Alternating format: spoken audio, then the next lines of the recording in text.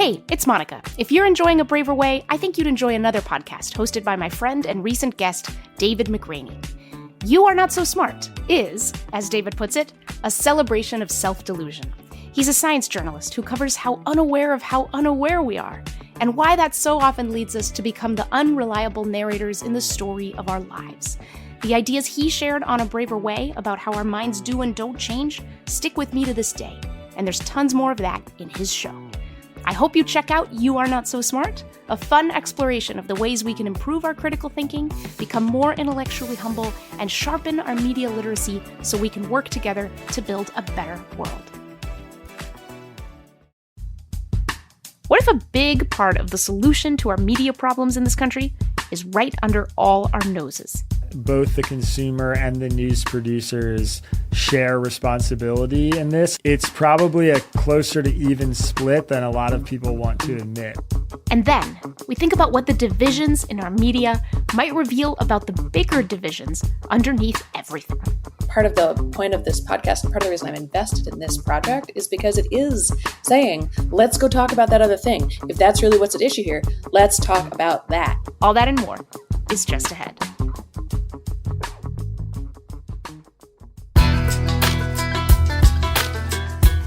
Welcome to A Braver Way, a show about how you can disagree about politics without losing heart. I'm Mónica Guzman, your guide across the divide, and I'm here to help you hear and be heard by people who confound you. Across this country, we are proudly conservative, liberal, independent, or just ourselves. And we don't want to be at war here. We want to be at home. So strap in, because it's time we learn how to turn up the heat, turn down the fear, and get real about things that matter with more of our fellow Americans than we thought possible.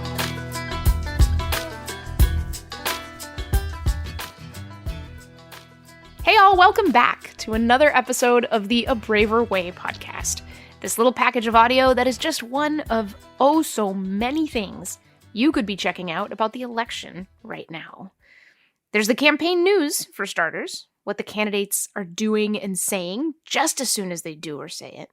There's the polling data, which writers use to make breathless guesses to a big question, who will win, that no one can actually answer before November 5th. There's the reporting on the issues, which can leave us feeling super informed or kind of confused. And there's the commentary. So much commentary. From the left, the right, the everywhere. Some of it mind-blowing. Some of it, let's be honest, nowhere near worth the priceless minutes we give it. And you know, it's interesting. Across the political divide, it seems like no one agrees on which sources or stories help us make the most good sense of all things politics. But everyone agrees that the giant formless beast of a thing we call the media deserves a big chunk of the blame for how dysfunctionally divided we are, and a big chunk of the responsibility to fix it. Is that fair? Meet me for coffee or a drink, and we could debate it for a while, trust me. But in our effort to earn a precious slice of your attention today, I want to propose something more challenging, and I think a lot more useful. I want to ask what each of us can do when we dip or dive into media that could move the needle even a bit on a problem we all want to solve. And I want to do that by posing a question, an urgent question that we don't ask often enough. How can you follow election news without losing your mind? Or at the very least, without making an awful problem worse for the country or just for yourself? Fair or not, the media does have a pretty bad rap when it comes to political polarization. So it's not easy to spot someone from the media who people on both sides might really trust to give some pro tips on political sanity. Thank goodness, then, for Isaac Saul. Isaac is a longtime national politics reporter and the founder of something called Tangle News.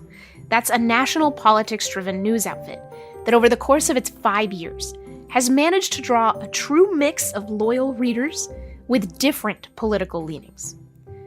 Here's how it breaks down. Of its 140,000 subscribers, roughly 40% self-identify as liberal, 30% self-identify as conservative, and the rest say they're independent or outside the left-right binary. How did this happen? Here's Isaac. I would say the most fundamental thing is that we represent a wide range of views in the content we produce. And when people see themselves represented in the news, it makes it easier for them to consume ideas or arguments or facts that they might not otherwise want to hear. So our format's really the special sauce. It's, explaining a story in really neutral language and then explicitly sharing arguments from the left and from the right about that story. And then I share a lot of my opinion, which creates, I think, a level of transparency and trust, and all those things play into it. There are so many good critiques out there of the structural problems in the news industry and what journalists and news organizations can try to do about them. But since we're focused not on them, but on us, what we the people can do to better receive our esteemed fourth estate, I asked Isaac where he thinks the responsibility lies for pushing our media ecosystem in the direction we want it to go. I absolutely think that both the consumer and the news producers share responsibility in this. And I think it's probably a closer to even split than a lot of people want to admit. I mean, the obvious thing to say is that news outlets, a lot of them are built and structured in ways that create bad incentives. So, if you're a business that survives on advertising revenue, the best way to make a lot of money is to get a lot of hits on an article or to get a lot of people tuning in to your television show. So when the news becomes entertainment, when it relies on ratings, when it relies on traffic in order to make money, there are natural organic incentives that come out of that. On the other hand, my friends often say things to me like, why do you guys report so much on Trump? Why do you write so much about Joe Biden's, declining mental fitness? All these stories are exaggerated and yada, yada, yada. And my answer is always, if you go to the homepage of your favorite news site and there's an article about a new healthcare bill that passed that's saving, 50% of Americans $1,000 a month, and then there's an article about Donald Trump having an affair with a porn star, which article do you click? Mm-hmm. And most of them will laugh and then concede that they clicked the article about Donald Trump. And I say, okay, great. So you just sent a signal to that news organization that their consumers and their readers want more of that content. Mm-hmm. So every time you're clicking into an article, every time you're sharing it, every time you're talking about an article, you're promoting it in a way that is literally giving that news organization money. And if that's not the kind of content that you want to support, that you want to see more of, then you shouldn't do that. And if you really genuinely do want, more policy discussion or more level-headed politics or whatever else it is, the best way to get that to happen is to send signals to our news organizations that you want more of that content. And they will receive it. They track that stuff diligently because their entire business model, depends on that to survive. And I don't think enough news consumers really understand that. I think one of the questions that is really challenging, and in part because I don't think that we've really asked it in a substantial way as a society, is, how can an American who wants to stay informed about the election without fueling polarizing flames in themselves or others, tell the difference between election media that's going to be helpful toward that goal and not helpful toward that goal? So I'm going to just throw that question out to you. I know you have a whole lot of things, and see what comes up. What's the first thing that comes to mind? I would pay attention to how certain things are making you feel. I mean, I think if you are reading a story where the headline doesn't quite match the first few paragraphs, like, oh, I thought this story was going to be a little different, or it seemed like maybe this was more serious, then that's a really good kind of spidey sense alarm of like, oh, I just got with like a little bit of a misleading headline, something that was maybe a little sensationalized.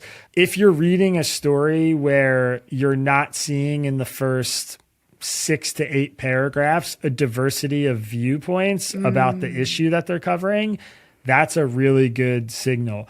Really good reporters and good journalists and good editors, in my view, will publish stuff where, if it's a story about a bill that Republicans are trying to stop or Democrats are trying to pass in Congress, you will have a helpful, informative quote from an expert representing two opposite viewpoints in the first quarter of the article.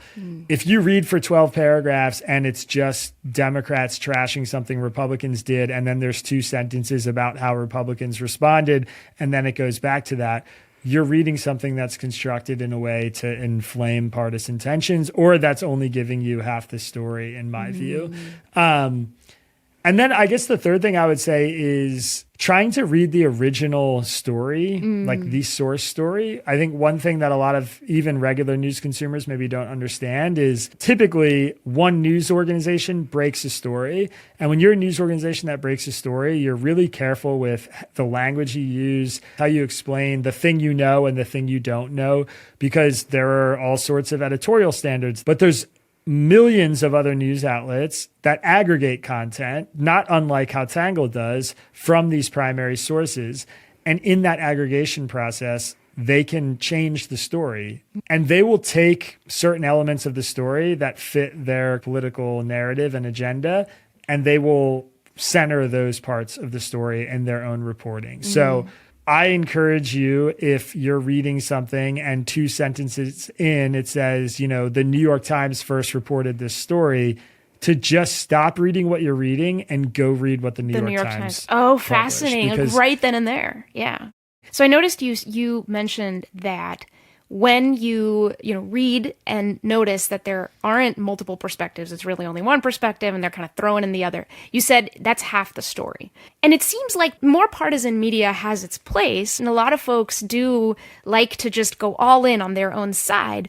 But then I wonder if the obligation in a way, or at least the strategy, becomes now go look for the other half. Yes, definitely helpful. I would even put it in more direct terms where if you are reading a story that is like about the Springfield, Ohio controversy with like allegations Haitian migrants were eating pets or whatever, and you read this original story or you're reading a story and you leave it feeling like, oh my God, I can't believe Haitian migrants are actually eating people's pets in Springfield, I would literally go Google Haitian migrants are not eating pets in Springfield, and then read articles that come up in that search and very intentionally engage the counter to the view that you are left with. I do that all the time. I mean, if I'm reading a story that's about whether Israel should respond in XYZ way, and I find the story really convincing, I will intentionally search for stuff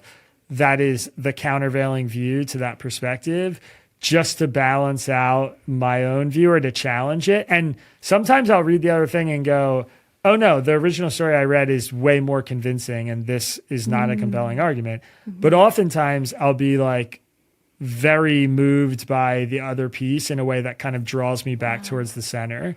In terms of how it makes you less crazy, I would just say it's not even about making you feel less overwhelmed. It's just typically when you have a really well-rounded view or well-rounded perspectives on an issue, almost always the issue is going to be more nuanced than you think, which probably is going to make you hyperventilate a little bit less about it.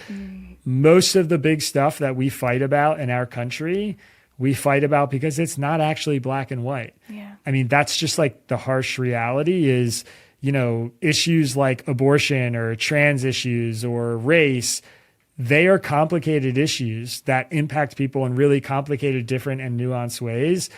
And the reason we fight about them is because it is not simple. I mean, there are all sorts of things that we don't argue or fight about because they're not that complicated. Yeah. So we had a prior guest on this podcast, Shira Hoffer, and she said something simple and I thought resoundingly true, that to be part of a conversation, if you want to be part of a conversation, you have to know what other people in the conversation are saying.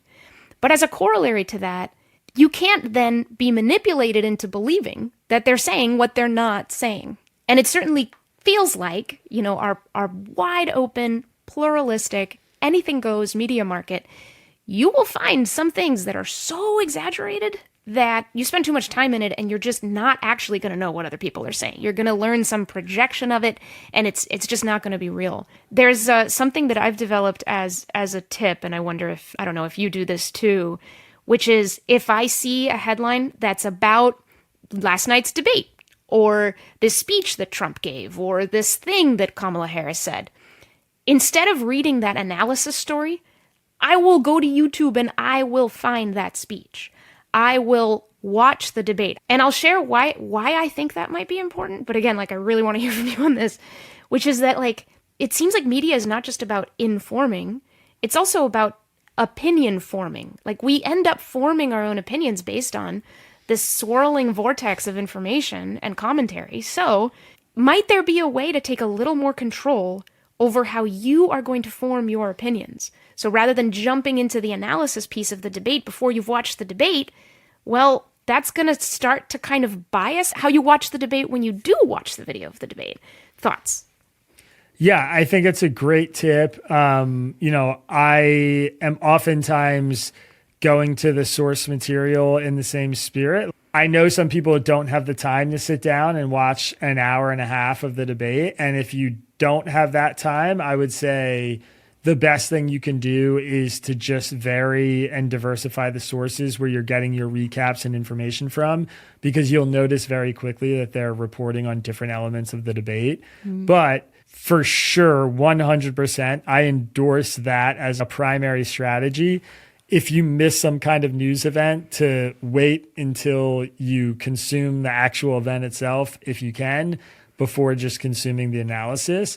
And I just want to say really quickly about, the way we misunderstand each other, that, like, what you're articulating is not a theory. There are studies that have proven this time and time again, where, like, if you ask Democrats about views that Republicans hold, they don't know them. And the same is true in reverse. The study Isaac is talking about here is from an organization called More in Common. And here's a finding that he's referencing. When the survey asked Democrats what percentage of Republicans believe that, quote, properly controlled immigration can be good for America, they guessed that 52% of Republicans believed that. But the real answer was 85%. That was a 33 percentage point gap between what Democrats perceived in our political information landscape and the reality. Now, when the survey asked Republicans how many Democrats disagree with the notion that, quote, most police are bad people, Republicans guessed that 48% of Democrats disagreed with that. The actual answer was 85%. That was a 37 percentage point gap between what they thought was real and what was actually real. In both cases, even people on one side who consumed lots of news and information just plain missed the truth about people on the other side.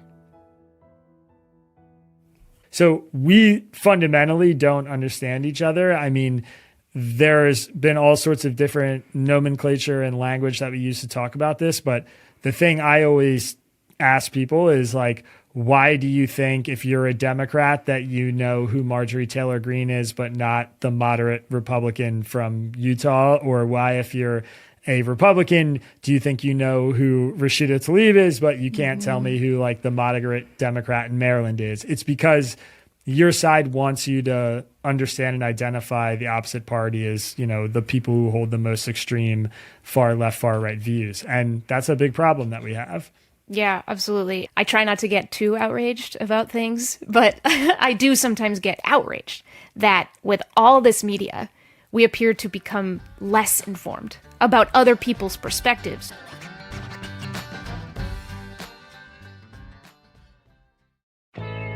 This season, we are proud to be partnering with two fantastic media organizations to help us reach more listeners like you.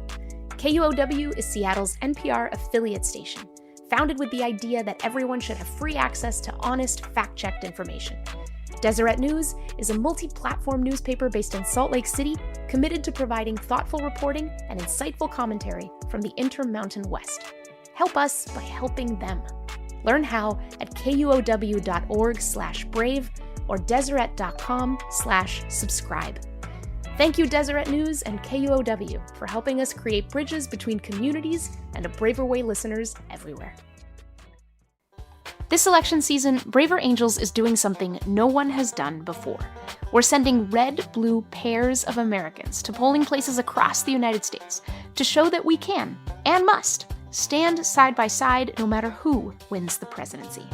With around 100,000 polling sites across the country, it's easy to take part. Grab a friend from across the political aisle or a relative you banter with at Thanksgiving and join us at the polls to add your voice to the call for a braver, stronger politics we deserve. Don't have a pair already or want to meet someone new? We will work on finding you a match. Find the link in our show notes or head to braverangels.org/election day to sign up. So, back to empowering the listener and the news consumer. You can do something in your own behavior. We had a listener from our text line say, I have a careful plan, they said. For example, I don't read political stories that say that something may happen in the future. That's a good one. If they see that something may happen, they're like, I'm out. What do you think is going on there? Actually, we at Tangle, we have been for a long time, I almost hesitate to say this because I'm scared somebody will steal it, but we've been kicking around the idea of doing a What Happened to X series, which is basically just revisiting all these stories that got pumped up in the news about this big event that was going to happen, and then it just never came and everybody moved on. There are a lot of really good examples of it. I think it was 2 years ago, when we were being told that, the shipping crisis was going to be so bad that nobody was going to get their Christmas gifts and, the holidays were going to be ruined. And then it was just like Christmas happened and everything was normal and fine. we just all moved on and nobody talked about it ever again. We're like, hey, do you remember what happened? And that kind of stuff. So I love that rule. I've never heard anybody suggest that before. I think that's a good policy as a consumer. Yeah, it's interesting. So you wrote a few months ago about how Tangle would cover the 2024 election, and you wrote what Tangle would do and you wrote what Tangle would not do. And among the items in the list of what Tangle would not do was this: we aren't going to be derisive about American voters or talk about groups of people like they are monoliths. Black voters don't all experience our country the same. The Rust Belt isn't a bunch of uneducated, out-of-work white people. We're not going to reduce Trump and Biden, at that time Biden, supporters to the caricatures you may see on TV. So, turn this back to the consumer. It sounds like something to watch for. Yeah, look, when you go out and read the news and consume the news, I would pay really close attention to the kind of tropes that you see on repeat and question them. You can't talk about black voters as a monolith. You can't talk, we right now are hearing all about the Hispanic vote in this election. And Hispanic voters encompass everybody from, Mexican Americans in Arizona to Cubans in South Florida. And I'm just like, those cultures and political views, they are so different. As a Hispanic voter, I will tell you. Yeah, it's incredible. So be very careful of the tropes, run from them. I think also kind of the flip side of that is be interested in the micro stories. I love profiles of voters in small towns because you'll hear them say things that sound really contradictory, but those people exist. They make up a big chunk of our country. It's just never simple, and we all want things to be simple, but it's not. Yeah, nuance cannot be avoided if you're trying to understand the world to some degree. Earlier when you and I talked, you had said something that seems so self-sabotaging for a journalist.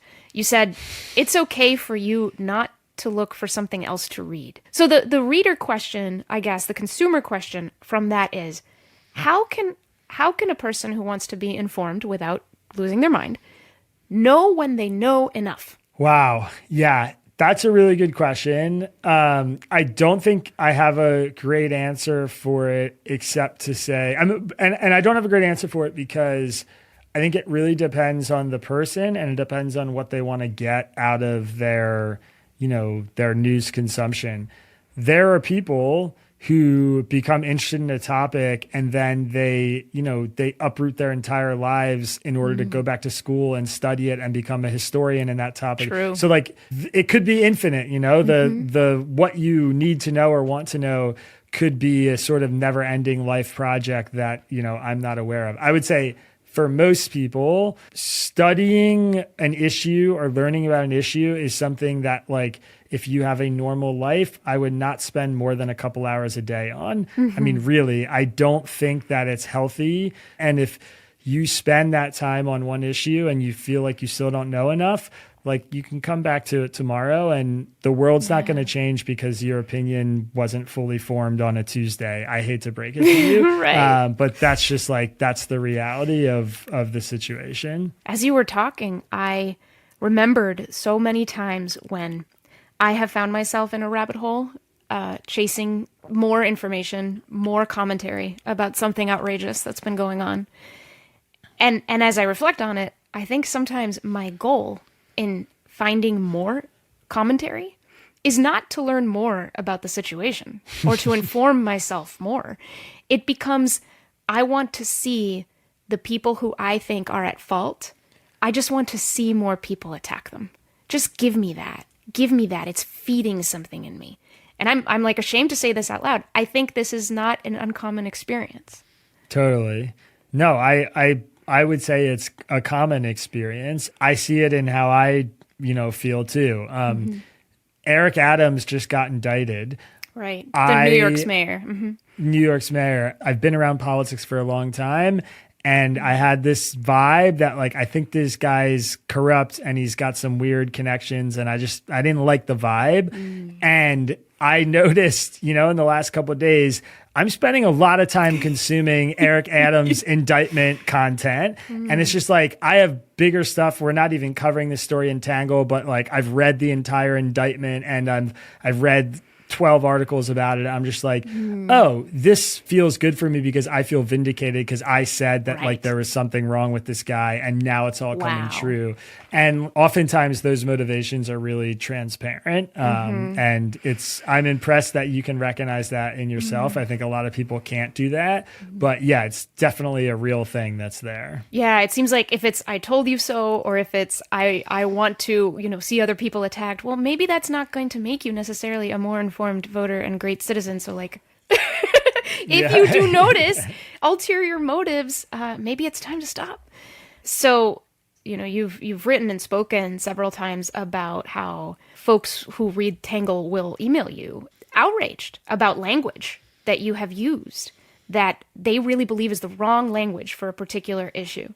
But of course, you hear contradictory complaints from both sides because language has become that battleground. So give us an example of one of those threads. Yeah. So, I mean, the classic example that I always talk about is on immigration, which is basically like, we have two different ways of describing people who have crossed the border and come into our country illegally. And one way that's very progressive oriented is to call them undocumented immigrants. And one way that's very, conservative oriented is to call them illegal immigrants or illegal aliens. And so in our work, we might say, there were 80,000 illegal immigrants, who had border encounters. And we'll get all these emails from liberals saying, no person can be illegal. I'm canceling my account. I'm unsubscribing. You guys are clearly, in the tank for Trump. And so, all right, we'll call them undocumented immigrants. And then all the conservatives are like, it's so obvious that you guys are liberal. You're calling them, undocumented immigrants, yada, yada. Like, all right, well, that didn't work either.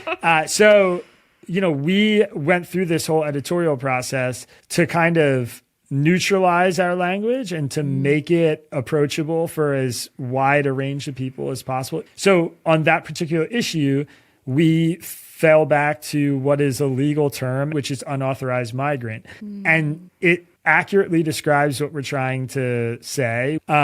It doesn't dehumanize the migrants and it doesn't soften the issue if you're somebody who really cares about illegal immigration. And so we're like, all right, this is good. And we've been using that language in our stories for almost a year now, maybe more than a year. And I've not gotten one email about it. Wow. Truly not one email about it. And so there are ways to attack these language barriers, if that's what you want to call it, that I think satisfies both sides and doesn't sacrifice the truth in a way that can be really helpful. I mean, it's just, boy, language is hard.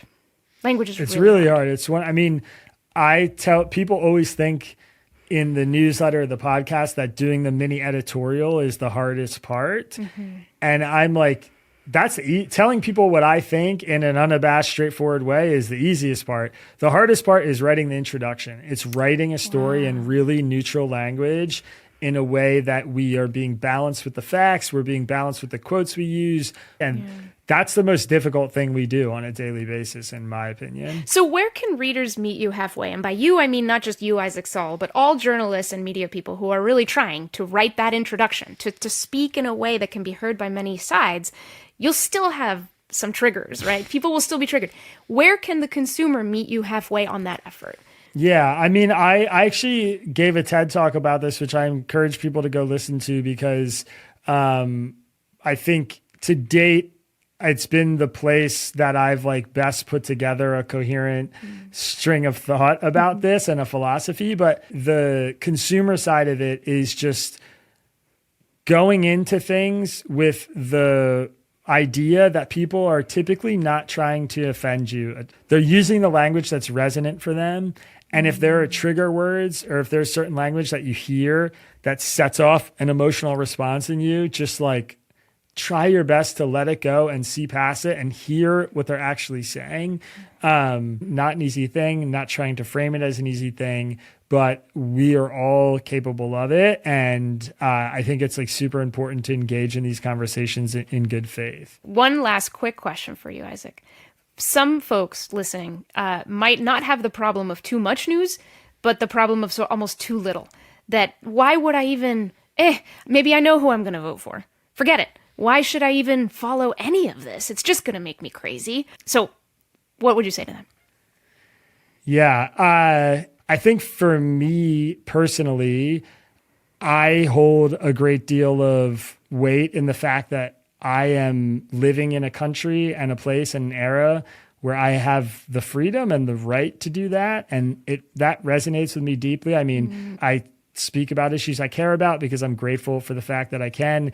A lot of people live today in 2024, as unbelievable as it sounds, in places where it's not possible, or where there are serious repercussions for speaking your mind. And I think just as an act of gratitude and respect for that freedom, it's something that's worth doing and worth engaging. So I understand needing a break, especially if you feel like you know what you need to know. And I actually encourage people to take those breaks, but I definitely don't think anybody should totally disengage because it's a privilege and it's also really important to be able to articulate, your worldview and to live a certain value set or moral set that you believe in. And you can't really do that if you just turn the blinders on. Thank you, Isaac. Well said. All right, I will let you get back to this crazy election cycle.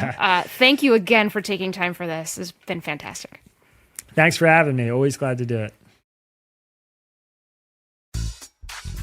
If you boil it way, way down, the news offers answers to questions, and the most news offers answers to burning questions, which around the election, right now, are getting pretty searing hot. Who should win? Who's actually going to win? What are the candidates saying now, and now, and now? And what are we, everyday Americans, supposed to make of it all? Talking to Isaac, I thought about what it feels like to try to cool the suspense of presidential election seasons with a fire hose of information. How do we choose what to believe? So I found it to be a case of excellent timing that USA Facts just put out a new edition of its annual State of the Facts report to help me shed a little more light on just this question. USA Facts is a nonpartisan nonprofit that's out to guide people through the maze of public data from the nation's more than 90,000 government entities. They do that by compiling the data and organizing it so it's accessible and understandable to everyone, not just policy wonks, not just journalists, everyone. USA Facts is also a proud sponsor of A Braver Way. Now, the State of the Facts report leans on a kind of data that's familiar to all us election news consumers, polling. Except instead of asking Americans how we make political choices, USA Facts partnered with the AP NORC Center for Public Affairs Research to ask us just this summer how we decide what information about the election is true. The first finding that stood out is that is not easy. 1/3 of respondents said it was straight up difficult to know if information about the election is true or not, with even more of them, nearly 40%, saying it's toughest to know if what the candidates are saying is true or not. So when people do consider a piece of news to be factual, what helps them decide to trust it?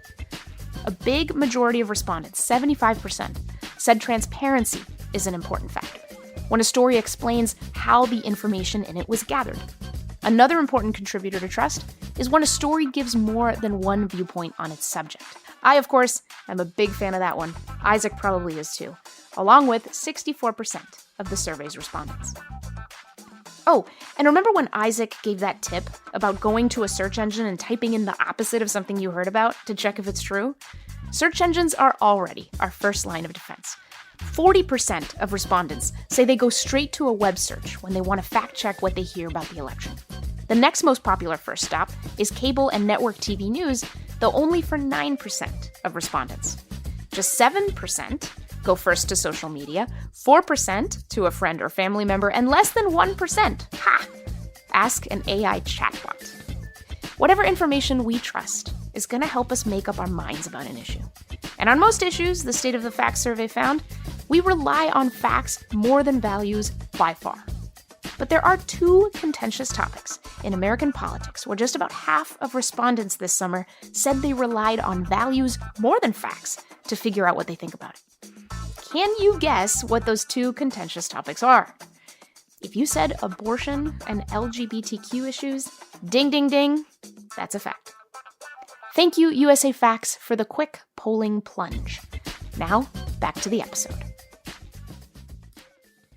Speaking of taking regular breaks from the news, you might think that would be next to impossible for a political journalist during an election. But Isaac does take breaks, and he takes them pretty seriously. He doesn't read or watch any news after 6 p.m. every night except Sundays. On Saturdays, he unplugs from the news completely, the whole day.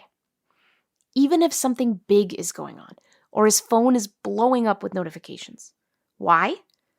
I would go crazy otherwise, he told me. That's a fairly universal strategy to consider, setting rules around how much time you want to give to the news. But what about how much trust you want to give it? We know that can vary a lot by political leaning out there. So how do these strategies tend to sit with liberals and conservatives who can see the same media completely differently? I joined my friend and colleague April Lawson, a political red to my blue, to find out. Hello, April. How are you? Hi, good. It's good to see you. Yeah, you too. We are getting into it, just rolling up our sleeves and talking about the big bad media that everyone blames for the polarization. But we're talking about it from a different perspective instead of the media and the journalists, many of whom do their darndest in this climate to help illuminate all kinds of things. We're talking about us, the news consumers, the news readers, all of us. So let's start with favorite takeaway. What stood out to you? I think my favorite was, honestly, it was kind of a confession for both of you, where you admitted that sometimes your actual motivation for following a story is, I want to see these people be wrong. Show me even more evidence that they're wrong. And then he said the thing about the mayor of New York and how he recognized, wait a second, I'm still looking at this and it's been 2 hours. Hang on. And I felt like that was so human for both of you to say wait, I see what's happening here. My lizard brain is definitely the one that's driving this right now. How about you? I had exactly that same moment. That moment was so interesting because it happens to all of us. It's just there's no invitation to notice when the motives have changed.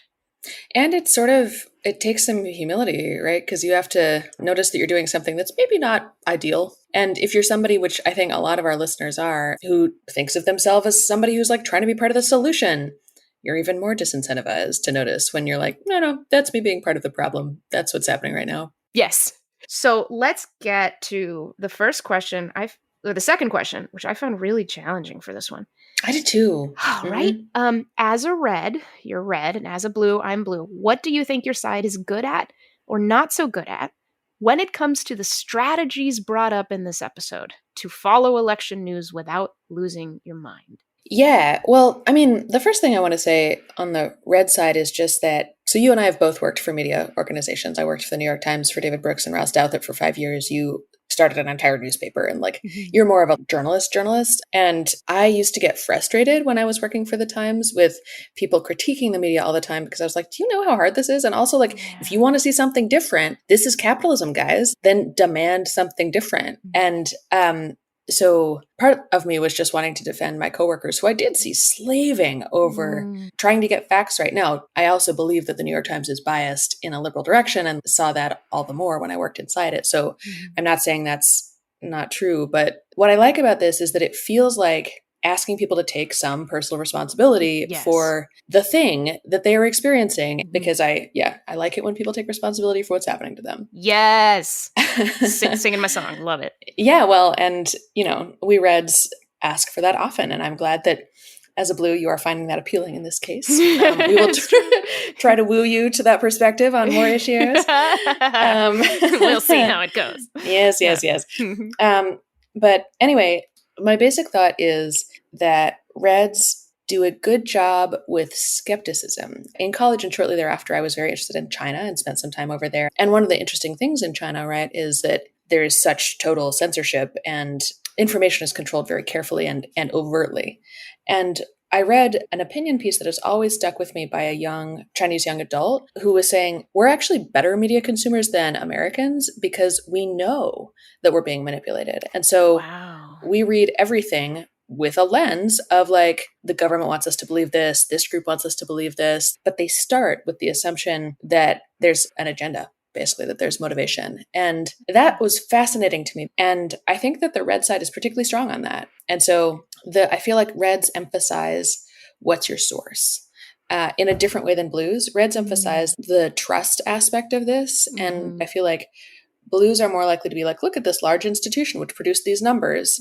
That is what is trustworthy. And Reds are more likely to be like, even institutions have incentives. The thing I would say they do less well is I think they actually, I should say we, sorry. I'm saying negative things. Now I want to distance myself from it, Moni. I love that. We are so transparent if you start other people. Yep. Okay, fine. Yes, I think that we over-index on skepticism and trust a little bit. And sometimes are like, the only person who's right about anything is Tucker Carlson, or the only person who I should listen to at all, who's not giving me fake news, is this person. And basically, I feel like it's a needed corrective. I just think sometimes we take it too far. And that the real goal actually is to listen to all the perspectives. I think that skepticism is really important, but you can't take it too far. Yeah. I've heard humility defined as being the right size in a given situation, which I love. And now I'm doing the same thing with trust, that you're tempted sometimes to trust maybe too much, and you're tempted sometimes to trust maybe too little. And what is the right level of trust is probably one of the key questions for every human being who is wrestling with how to follow the news. What do I trust? For what reason? But it can be, like you said, it can jam. It can jam you up. It's a good frame. Right? So I found this question extremely difficult. This happens a lot because I just think everybody sucks at this. Everybody, myself, everybody, everybody sucks at engaging with media in turbulent times. So all that said, one thing that I wrote down that I do think is worth mentioning is I think Blues are bad at seeing the value in non-factual truth. In the media. I appreciate that. So meaning, and maybe some folks are going, non-factual truth. What value does it have? And it's a good question. What does that even mean? Right. It's a good question. But I really do believe that at the end of the day, it's all people. People's perspectives, people's attitudes, people's beliefs are what make the world go round. And when we believe that we are 100% rational creatures, only motivated by logic, we can believe the myth that what makes the world go round is just facts. And so therefore, people who aren't just looking at facts, are missing things. And so then come all the judgments about from Blues to Reds who pick different media that many blues just don't even recognize as being in any way remotely valuable, because what they see is anger and rage. And on a prior episode, you talked about the anger and the rage being a problem on the right. I'm not justifying it in the media. But there are things being discussed that are not rooted in, here's a statistic and here's exactly what the statistic means. And there's discussions rooted in, here's what we're concerned about and what we're worried about, what we need to talk about, that gets to the truth of people's perspectives. That is really valuable.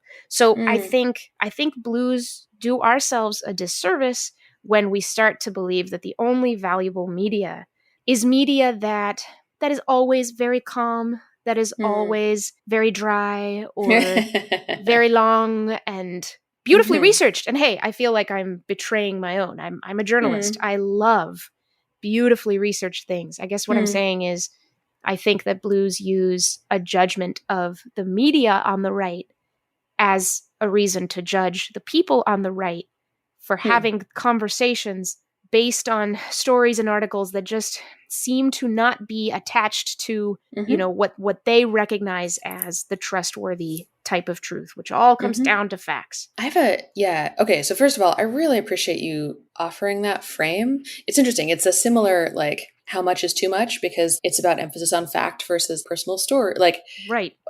You can over-index on things, right? And obviously fact-based stuff is good. It's very good. It's very good. Yes, we all agree it's good. Yes, and now I feel like, oh no, I should have started with what blues are good at, because I was going to say, like, blues are really good, I think, at putting a lot of value on the things that have a lot of really good evidence in them.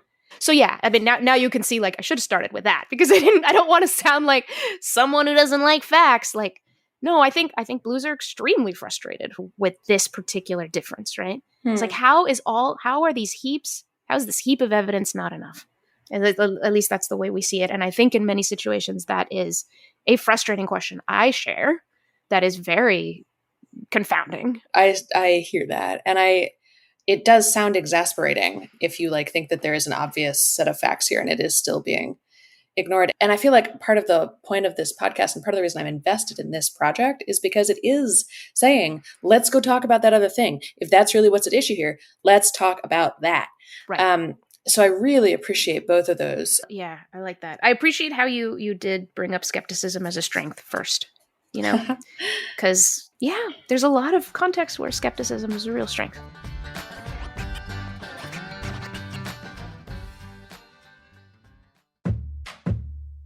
Before we move on, I want to tell you about one of our supporting partners. Let's See Labs is a leadership development organization working to bridge divisions within teams by embracing creative polarity. Through a combination of discussion groups, short films, and private reflection, they activate empathy and curiosity to leverage interpersonal tension that brings teams together. You can learn more at letsseelabs.com. To learn more about Braver Network and how your organization can join the movement for civic renewal, go to braverangels.org/abraverway. Get ready to experience an exciting and, yes, fun way to dig into controversial issues through our Braver Angels debates. Our special parliamentary format encourages good questions, ensures civility and disagreement, and strives for learning and better understanding for everyone. You've never seen a debate quite like this. Head to braverangels.org/events, select National Online Debate in the event category, and register for our next debate. We'll see you there. I think that it is a real tragedy that, thanks to wonderful advances in communications technologies, media and our interaction with media is happening more and more on a one-to-one level. It's me and my smartphone. And the only conversation that's happening as I'm consuming it is with myself, which is a difficult conversation to be challenged by or aware of. So I think about, the 50s, the 60s, families sitting around the television, maybe somebody reacting to something and someone else going, "What do you mean, Junior? What is that face about?" We were able to do it socially. And I'm not saying let's go back to those days of media at all. There's a lot of things wrong with those days of media. We always march forward in more ways than not. But But I think that the fact that it is so isolating is a real problem for all the strategies that Isaac brought up. Yeah. It's interesting to me that you say this is more isolated because, I mean, it's literally called social media, right? Yeah, Like, no. it's how does I see this coughing. I don't buy it. I feel like it's almost like it is social, but it's like selective social, or like it's Yeah. biased social, or like, can you untangle that for me? Social didn't used to be a thing when you looked at words on a screen. It just wasn't a thing. We're not co-present with people. We're not observing them. The pieces that we have evolved to create society and create community, a lot of those things, I think, are turned on when we're with each other. So no, social media is not social. We just tell ourselves it is because there's so many voices. But I think most of those voices are reactive, and they come from our constant looping within ourselves. Our constant looping within ourselves. We're mostly talking to ourselves, and then everybody else is a projection that we've put, who we imagine them to be. Most people don't even put their real picture up anymore. And I'm hearing myself sounding very cynical about this. So I feel like I'm over-indexing on cynicism right now. Well, but but again, I would theorize that cynicism is coming from a feeling of trying for a lot of years to figure out how to get truth to people and having it just bounce off them like Absolutely. Teflon. I've come to believe, I know you're helping me realize this, that we get to truth through each other. Oh, yeah. Through each other. Not through stuff, not through media, but through each other. When media can represent us responsibly and really well, which it often does, then that's better, that's closer. But mostly, we get to truth through each other. All right, so third question, April. Where does the driving question show up in your life, and how do the ideas in this episode inform it? So the driving question being, how can you follow election news without losing your mind? So I'm sure some of our listeners are going, oh, Moni, April, they must have this all figured out. They're now going to tell us how they... If only. If only. Right, but even Isaac, right? Like all of us struggle with this. Well, I answered the other two first. Do you want to go first? I feel like you were sort of getting in that direction with your last answer too, so. Yeah. I think the overall way it affects me is just like, the more that people around me and me read election news in a way that does make us lose our minds, the less capably we will hold this country together. Like, I don't think media is a sidebar. I don't think the way we read media is a sidebar. I think it's really central to how we think. Media is not just news and information. Media is influencing how we think, what we think of other people, what we think of our relationship to our country. And so the ability to not lose our minds is mission critical, as far as I'm concerned, to my life, because I would like this country to remain sane. Do you feel like, just to ask the question really bluntly, do you feel like you're able to watch election news or keep track of it without losing your mind? Sometimes. But only sometimes, which is why I really have reduced. If you were to look over my shoulder while I was reading the news 10 years ago, it'd be like 20 times more time than I'm spending now. And I think that's been helpful. Right. Yeah, it's all thresholds, isn't it? I feel like I'm working on accepting that I'm never going to feel like I'm doing this right. And that like, all you're going to do is try. And like, maybe you are able to feel like you're doing it right sometimes. I'm not exactly proud of all this because I feel like, this is my work, my vocation. I should be someone who's thought about this very carefully and has this whole set of strategies and implements them perfectly. But I really don't. This is going to sound crazy, but I love personality tests, love them. Oh, yes. And there was a personality profile at one point that had something to do with news. And it talked about how for some people, and I'm this kind of person, you feel responsible for it. And so one of the reasons that I don't read that much news is because I feel like I should fix it. Like if something is wrong, I feel like I need to like change everything and fix it. And like, I realize that's nuts. And like, you're just one little human, all of that. But like, that is actually my reaction. And so it's exhausting to read about all the problems because I'm like, I'm not doing enough on Israel. I'm not doing enough on climate change. I'm not doing enough on abortion. So that is a weird part of my personality that I haven't figured out how to manage. But here are some things that could be useful to people. There are sort of two categories here. One is how I try to listen and how I try to listen to news. Like I've spent my whole life needing to move between worlds. Right. And so my little inner anthropologist shows up easily and is like, this is interesting. These people have this belief system that leads to this social construct or whatever. I'm making fun of myself a bit here, but it means that you can look at stuff and not have to take responsibility for it or feel this or feel that. Like it just like calms all that down for a second, and I can see enough to take in the information and then decide what to do with it. The second thing is just that I try to listen to things with both ears. So like the red ear and the blue ear. So ooh, I like this. If there is a thing that's happened, or if I'm like on a day where I want to feel connected to what's happening in the world, I will check the New York Times and Real Clear Politics or Town Hall. Real Clear Politics is an aggregator that I like that has a red slant, but it captures a lot of different sources, including some progressive ones. But mostly, if you want to know what it sounds like in Red World, Real Clear Politics is a great place to go because you get a bunch of different slices of Red World all in one spot. Good to know. I didn't know that. Okay, I'm gonna look there more. Yeah, love it. Town Hall then is a little more like red meat, like this is what it sounds like if you're in a Fox News living room kind of. And I actually think that it's important both to understand what the truth is about a fact, but it's also important to understand what other people are hearing, right? Yes, exactly. So I want both. Yes. Because then you're going to hear what emotions are being elicited. Like, what is the feel that is coming up for them? Yeah. No, I think you've just helped me identify one of the reasons I can't stay away from the New York Times, because the New York Times is excellent at like capturing the mainstream mood of the left. That's absolutely right. It's very good at that. Excellent. And it is important as a member of the left for me to also kind of know, like, it does feel important. Do my feelings have any connection with other people who are like me in some ways?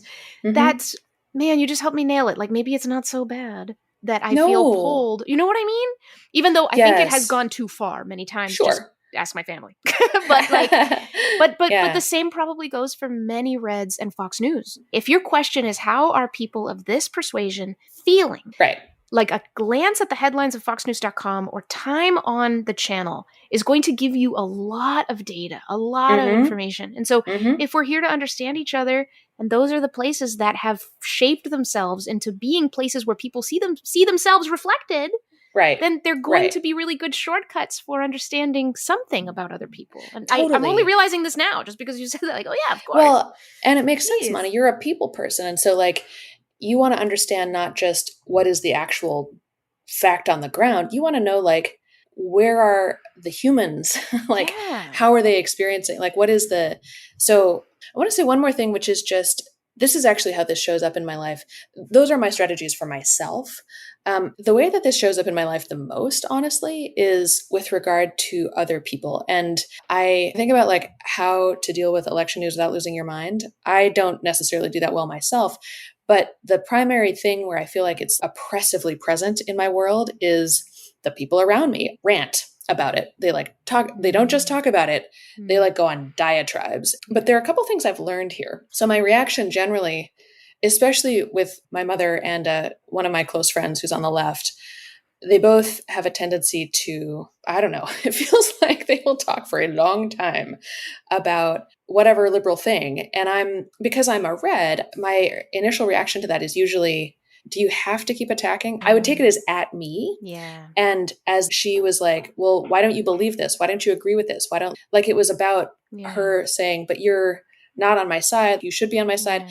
And it took me a long time.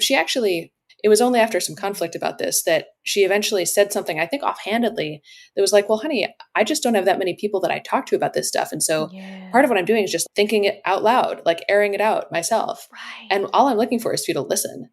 And I was like, oh,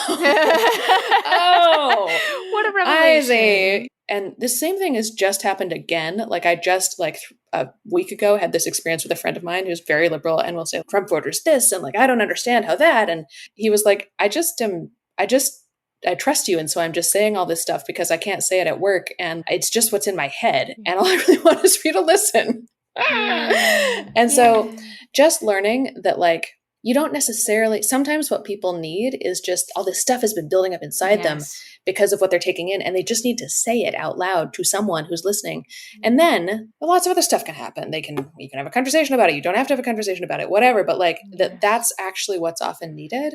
And just the act of hearing yourself work through something is just super valuable to anyone. I know that with my own parents, who are politically very different from me, saying things out loud to them is me listening to myself in a very unique way. It's only by saying it to them that a certain degree of skepticism turns on for me. Their different beliefs are present with me. When I then exercise like my own thinking out loud in front of them, I am skeptical in a way I can't be without them. Wow. I find what you're saying really important. And it kind of ties back a little bit to what I was saying, that one of the tragedies here is that a lot of people read news, just them and their isolated phones, which means there's no one. Who do you talk to? Right. Who do you turn to and talk to? And when you only have yourself, you ruminate and you kind of like dig into things instead of having that audience that can help you process in a different way that is necessary. That we have evolved to make the most of. Yeah. We're missing that. We need to give that to each other. Wouldn't that be great? Yeah, that kind of blows my mind, because what you're saying is that not only am I being just a sort of arbitrary sounding board for the person, particularly because in both cases, they know well that I don't agree with a lot of what they're saying, but that it may be that saying things to me specifically helps them process in a way that they could not. Yes. If they were listening to, because I've always assumed that what they want me to be is like, yeah, that is stupid. Like, yeah, it is this. What an insight. Maybe that's not what they want. Maybe we think we're looking for affirmation when what we're looking for is just to be able to play it out with some other person in the back of our minds, as we say. Yeah. That's well, it. and maybe a skeptical person. Person. Wow. I mean, why not? It actually makes sense. Like it's all the research shows. That's a really good way to sharpen your own thinking. So my ability to follow election news without losing my mind just increased. Yay! Thank you, Moni. Everyone out there, have more conversations about this, please. This is great. Yeah, for real. Yeah. All right. Well, thank you, April, as always, and good luck staying sane out there. Thank you. You too, dear. All right. Bye-bye. Bye.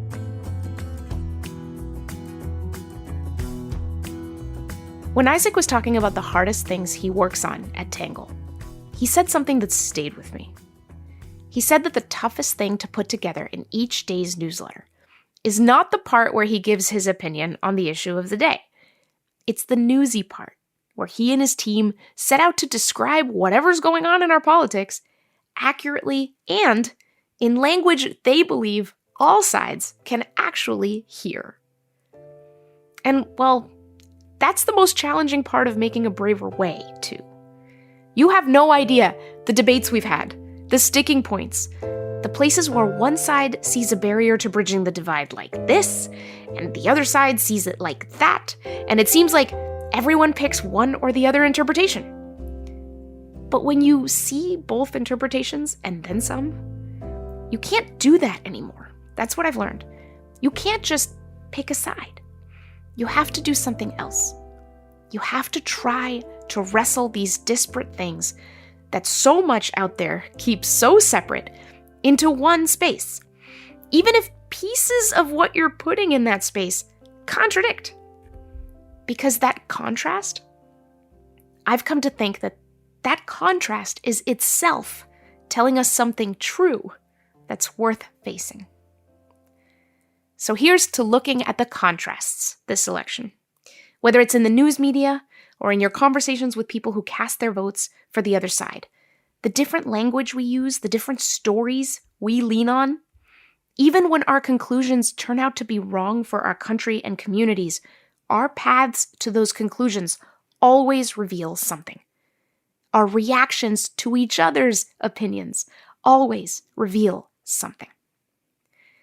And maybe as this election unfolds in all its seeming chaos, keeping that in our minds can keep us from losing them. With that, I'm ready to send you brave souls back to your worlds with a song.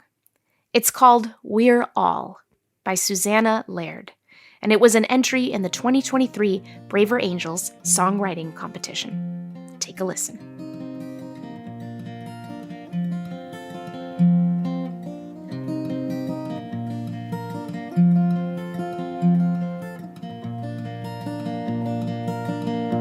We're all trapped in our bubbles. We don't listen to each other. I gather all my evidence, filtered by allegiances, but does it Thank you everyone make a so much difference? for joining us here on A Braver Way. If this episode sparked questions, comments, stories you want to share, we're here. You can always reach us at abraverway@braverangels.org or join our text line to check in throughout the season from your phone. To get started, just text the word BRAVE to 206-926-9955. A Braver Way is produced by Braver Angels and distributed in partnership with KUOW and Deseret News. We get financial support from the MJ Murdoch Charitable Trust and Reclaim Curiosity, and count USA Facts as a proud sponsor. Our senior producer and editor is David Albright. Our producer is Jessica Jones. My disagreement buddy is April Lawson. Our theme music is by the fantastic #1 Billboard bluegrass charting hip-hop band, Gangsta Grass. A special thank you to Ben Karen, Don Goldberg, Gabby Timmis, Caitlin Annis, and Emily Province. And to everyone who's been leaving reviews of this podcast, thank you so much. That's helping more people discover it, and we're so grateful. I'm your host and guide across the divide, Mónica Guzman. Take heart, everyone. Till next time. Braver Angels is the nation's largest cross-partisan, volunteer-led movement to bridge the political divide, and the organization that produces this podcast. And here's the exciting part. You can join us in our mission to overcome toxic polarization and strengthen our democratic republic. Head to braverangels.org/join to become a member and support our growing movement. And let them know that A Braver Way sent you.